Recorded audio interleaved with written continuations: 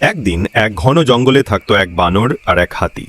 কিন্তু সেই জঙ্গলে অনেক দিন ধরে বৃষ্টি হয়নি, গাছপালা শুকিয়ে গেছে, ফল নেই, পানি নেই।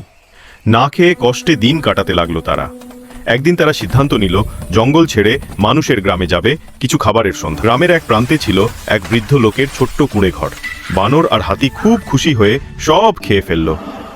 সকালে ঘুম থেকে উঠে বৃদ্ধ দেখল তার সব গাছপালা সে দুঃখে চোখে পানি এসে গেল। কিন্তু তখনই বানরটা তার সামনে এসে মাথা নিচু করে বসে পড়ে। বৃদ্ধ বুঝতে পারল তারা খারাপ নয়, শুধু ক্ষুধার্ত। সে মমতা ভরে বলল, চলো, আমি তোমাদের জন্য খাবার জোগাড় করে দিচ্ছি। তারপর থেকে বানর আর হাতি আর বৃদ্ধ তিনজন একসাথে থাকতে শুরু করল। বৃদ্ধ তাদের যত্ন করত আর তারা বৃদ্ধের ঘর পাহারা দিত।